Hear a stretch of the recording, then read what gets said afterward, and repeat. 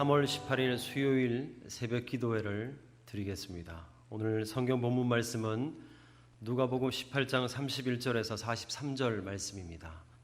제가 봉독해 올립니다. 예수께서 12 제자를 데리시고 이르시되 보라 우리가 예루살렘으로 올라가노니 선지자들을 통하여 기록된 모든 것이 인자에게 응하리라. 인자가 이방인들에게 넘겨져 희롱을 당하고 능욕을 당하고 침뱉음을 당하겠으며 그들은 채찍질하고 그를 죽일 것이나 그는 3일 만에 살아나리라 하시되 제자들이 이것을 하나도 깨닫지 못하였으니 그 말씀이 감추었으므로 그들이 그 이르신 바를 알지 못하였더라. 여리고에 가까이 가셨을 때에 한 맹인이 길가에 앉아 구걸하다가 무리가 지나감을 듣고 이 무슨 일이냐고 물은데 그들이 나사렛 예수에게께서 지나가신다 하니 맹인이 외쳐 이르되 다윗의 자손 예수여 나를 불쌍히 여기소서 하거늘 앞서가는 자들이 그를 꾸짖어 잠잠하라 하되 그가 더욱 크게 소리질러 다윗의 자손이여 나를 불쌍히 여기소서 하는지라. 예수께서 머물러 서서 명하여 데려오라 하셨더니 그가 가까이 오매 물어 이르시되 내게 무엇을 하여 주기를 원하느냐 이르되 주여 보기를 원하나이다. 예수께서 그에게 이르시되 보라 내 믿음이 너를 구원하였느니라 하시매 곧 보게 되어 하나님께 영광을 돌리며 예수를 따르니 백성이 다 이를 보고 하나님을 찬양하니라. 아멘. 오늘 나사렛 예수가 아닌 다윗의 자손 예수라는 제목으로 말씀의 은혜를 나누고자 합니다. 예수님은 12명의 제자들과 함께 오늘 31절 말씀을 보시면 예루살렘으로 이제 마지막으로 올라가고 계십니다.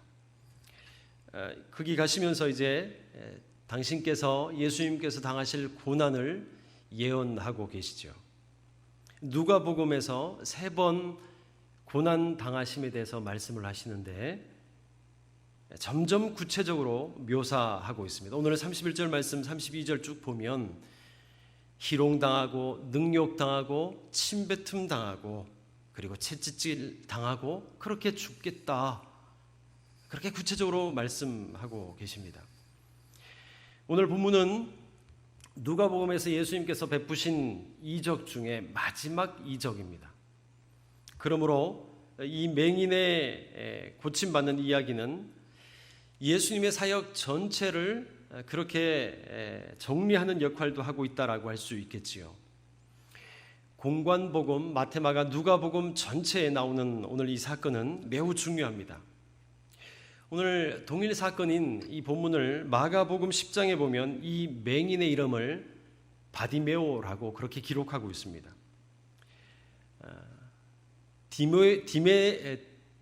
디메오의 아들 이란 뜻이죠. 바디메오니까. 디메오란 뜻은 불결한 자라는 뜻입니다. 불결한 자의 아들이라는 좀 이름은 그렇게 썩 좋지 않은 것 같습니다. 오늘 마태복음 또 보면 20장에는 맹인이 2명 있다라고 기록하는데 오늘 그럼 누가복음 왜 1명만 기록하고 있을까? 그것은 동일한 사건인데 마태복음은 이 2명 전체 2명 다에 포커스를 맞췄다면 오늘 누가복음은 2명 중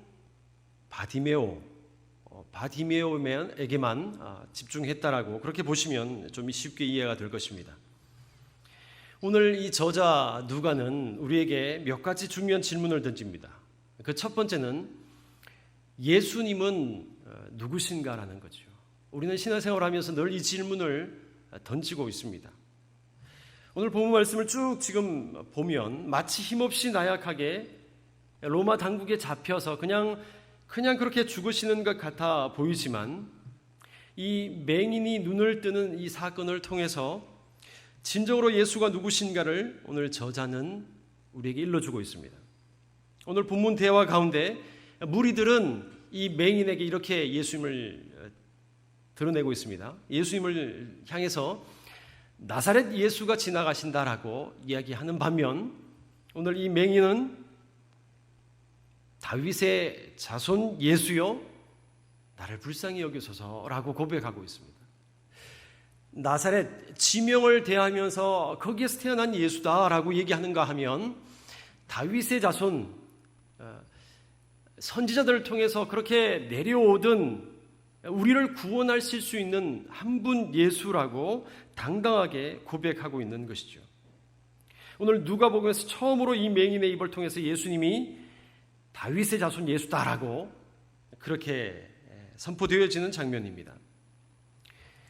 오늘 바디메오는 어떤 사건인지 모르지만 성경에 기록이 안 되어 있으니까 예수가 왕으로 오실 메시아로 이미 믿고 확신하고 있었던 것 같습니다.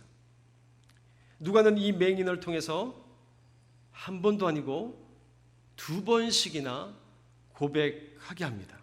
누구라고요? 우리의 구원자, 제 생의 구원자이신 예수 그리스도이시다.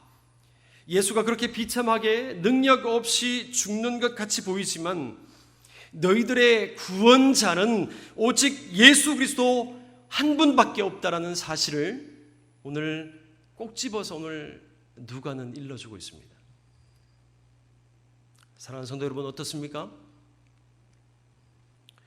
앞을 볼 수 있는 수많은 무리들은 오늘 보면서도 앞에 있는 그 예수님이 메시아인 줄 알지 못하고 있습니다. 그러나 앞을 보지 못하는 소경은 그분이 메시아임을 고백하고 있다는 거예요. 이 대조를 통해서 누가는 우리에게, 저에게 굉장히 중요한 질문을 하나 던지고 있다는 것입니다. 그것은 다름 아닌 너희들에게, 저와 성도님들에게 예수님은 어떤 분으로 지금 있냐는 것입니다. 오늘 이 새벽에 어떻게 고백하겠냐라고 물으시는 것입니다. 흔히 학교에서 배웁니다. 성자 중에 한 분 예수, 아니면 기독교 창시자 정도, 아니면 하나님의 아들이라고 다들 그렇게 이야기하니까, 교회 오니까 모든 사람들이, 성도들이 그렇게 이야기하니까 나도 그렇게 배우고 설득당한 분으로 알고 있지는 않습니까? 만약 이런 고백이라면, 이런 예수님으로 알고 있다면 오늘 성경 본문에서 무리가 했던 고백, 나사렛 예수라는 고백이나 별반 다를 게 없다는 것입니다. 성도 여러분, 우리에게 있어야 할 진정한 고백이 무엇입니까? 다윗의 자손 예수, 내 전생애를 책임지실 예수, 예수가 진정으로 나를 구원해 줄 수 있는 분이라는 고백이 구구절절 우리 삶 가운데 있어져야 된다는 것입니다. 어느 때라도요, 언제라도요, 구걸하는 때라도, 내가 아무것도 없을 때라도, 모든 것을 잃어버렸다라고 그렇게 비참한 상황에 있을 때라도, 사람들이 나를 핍박하고 정죄하는 때라도, 내 인생의 미래가 없는 것 같이 비참할 때라도, 누구의 어떤 방해가 있음에도 불구하고 선포하고 고백해야 할 한 가지 잊지 말자는 것입니다. 예수가 나의 구원자이시고, 내가 넘어져도, 내가 일어나도, 내가 흥해도, 내가 패해도 주님이 나의 주인 되신다. 예수가 나의 왕이심을 고백할 수 있느냐라고 물으시는 것입니다. 사역이 한지 얼마 되지 않았을 때였습니다. 전도사였을 때죠. 금요 철야 예배를 마치고 교회 스타렉스로 청년들을 다 태워주고 돌아오는 길에 옆에 청년 한 명이 타고 있었습니다. 그렇게 이렇게 신앙생활에 대해서 이야기하다가 큰 사거리를 지나고 좁은 편도 2차로를 달려올 때 이제 앞에는 삼거리가 있었습니다. 그 작은 삼거리 앞에 맞은편에 좌회전 신호등을 놓고 있는 차량이 한 대 있었습니다. 그렇게 청년과 이야기하면서 운전하면서 오는데 혹시나 해서 이제 2차선으로 이제 차선을 바꿔서 달려갔죠. 가는 도중에 그 삼거리를 막 지날 무렵에 이 신호 대기 중이던 차 한 대가 승용차가 갑자기 좌회전으로 들어오는 것입니다. 설 수도 없었고 그냥 이 속도로는 부딪힐 것 같은 느낌에 있어서 엑셀을 세게 밟았습니다. 그리고 교차로를 막 지날 무렵 이 차량은 제가 운전하던 차량의 후미를 치게 되었습니다. 그와 동시에 제가 타고 있던 차는 전복이 되었고 네 바퀴를 구르게 되었습니다.